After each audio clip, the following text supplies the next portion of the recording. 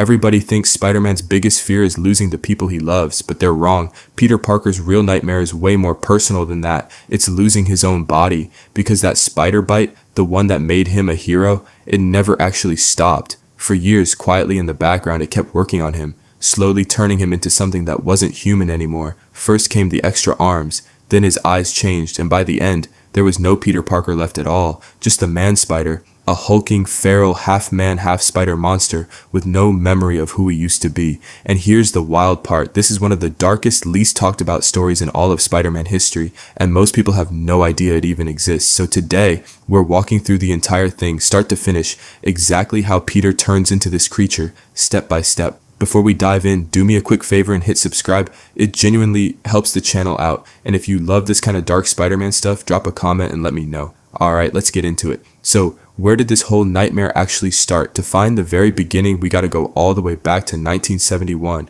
The Amazing Spider-Man issue 100. This whole storyline is actually called the Six Arms Saga, written by the legend himself, Stan Lee, and drawn by Gil Kane. And fun fact, it's also the exact same arc that first introduced Morbius the living vampire to the world. And this is important because Peter was at the lowest point of his entire life here. His best friend Harry was spiraling badly. His girlfriend, Gwen Stacy's father, had just died right in his arms, and Peter blamed himself for all of it. So he made a desperate, honestly kind of reckless decision. He wanted to get rid of his powers completely. Just be a normal kid again. He whipped up a serum, drank it down, and hoped for the best. Yeah, that didn't work out. Instead of turning him normal, he woke up with 4 extra arms, 6 total. And that right there was the very first step down the road to the Man-Spider. Now here's the thing, panicking, Peter turned to an unexpected guy for help, Dr. Curt Connors. And if that name rings a bell, yeah, that's the same scientist who becomes the Lizard. So already, you've got one cautionary tale about mutation trying to help another one, which is kind of poetic if you ask me. Connors tried to fix him, but right in the middle of it,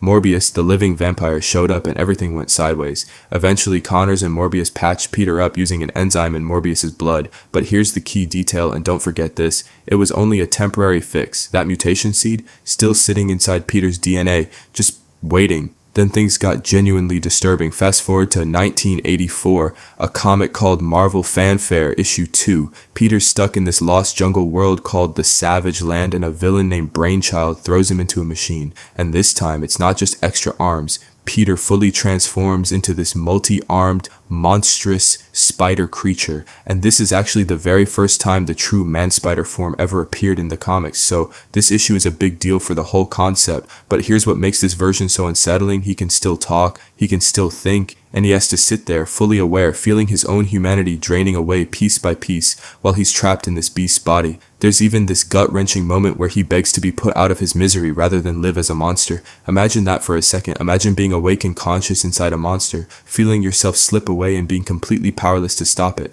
Honestly, that's nightmare fuel. He gets rescued eventually, but the experience shakes him so badly he just bolts. Okay, real quick, if you're enjoying this so far, smash that like button. It really does help us out. Now back to it, because this next part is where the legend really took off. The 1994 cartoon, this is the one. If you grew up in the 90s, this is probably your Man-Spider, because Spider-Man the Animated Series took this whole idea and turned it into an entire season-long nightmare, and man, they did not hold back. The arc was called Neoenic Nightmare, and it's honestly some of the darkest stuff that show ever did, and it starts in the creepiest way possible. Peter starts losing his powers out of nowhere. He gets into a fight with the Insidious Six and just gets wrecked. They even rip his mask off. He's confused, he's scared, he has no idea what's happening to his own body. And that slow dread of not being able to trust your own powers anymore, that's what made this arc so good. So Peter goes to Dr. Connors to run some tests, and this is where the show drops the bomb. Connors discovers that the spider bite, the thing that made Peter into Spider-Man in the first place,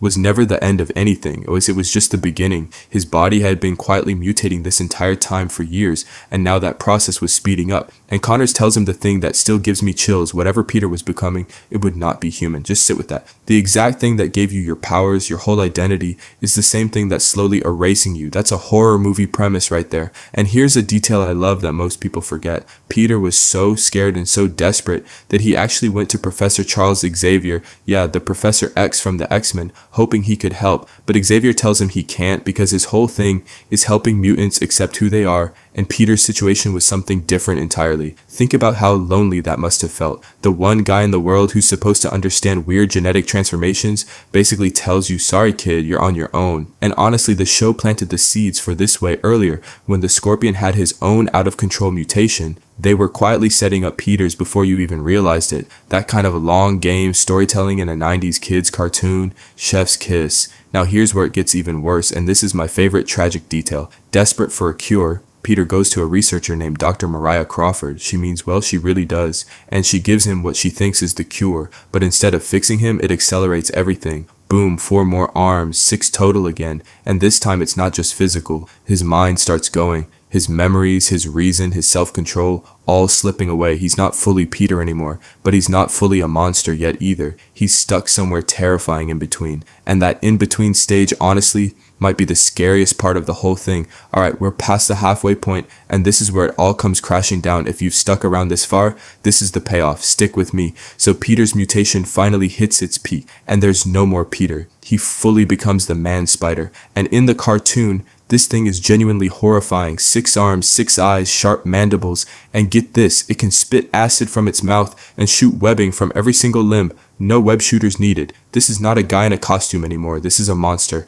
And the saddest part? There are just tiny scraps of Peter left inside. He still feels this pull toward Mary Jane, still has these faint flickers of his old heroic instincts, but his mind is basically gone. He acts on pure emotion and instinct now. He goes after Mary Jane not to hurt her, but because some buried part of him still remembers loving her. Oof, that one hits. And then it gets messy because the Punisher shows up. Frank Castle believes the news reports painting Spider-Man as a monster, so he starts hunting him down, thinking he's doing the right thing. So now you've got this tragic creature who used to be a hero being chased by a guy who thinks he's stopping a killer. Now imagine being Peter for a second, trapped inside that body, unable to explain that you're still in there somewhere, that you're not a villain, that you're just sick, genuinely heartbreaking when you think about it. So how does he even get out of this? Here's the part I love because it's so ironic. The two people who end up saving the man spider, Kraven the Hunter and the Punisher, 2 of Spider-Man's own enemies. But the man spider was such a threat that these 2 actually teamed up to help him. Kraven finally manages to give him a cure that reverses the transformation. And honestly, there's something kind of beautiful about that. The hunters and the killers being the ones to recognize there was still a person worth saving inside that creature. But, and this is important, the nightmare doesn't just end there.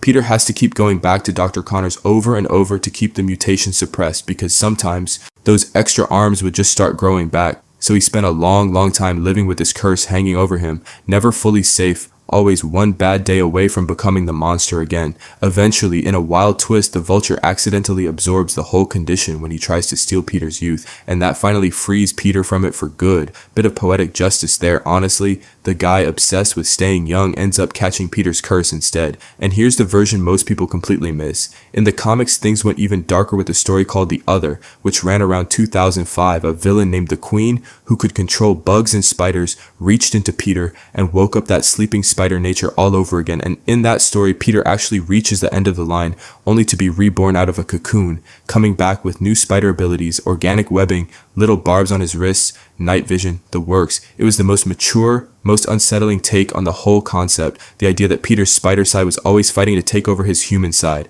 And that tension, human versus spider, is really what the man spider has always been about at its core. Here's a thought that kind of haunts me. What if the spider was never really a passenger inside Peter? What if it was always slowly trying to drive? So quick question for you guys.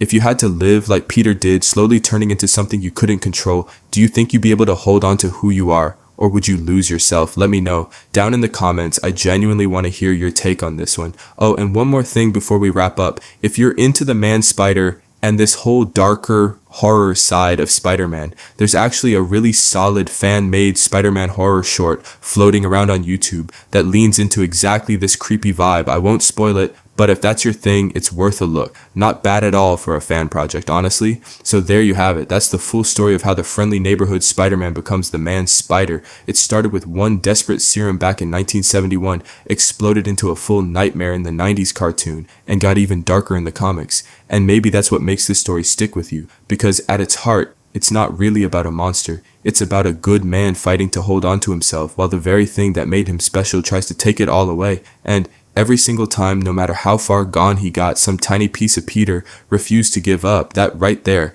is why he's Spider-Man. So tell me down below, had you ever even heard of the man spider before this? And what dark Spider-Man story should I break down next? Drop a like, subscribe so we can keep this spider family growing, and I'll catch you in the next one. Stay human out there.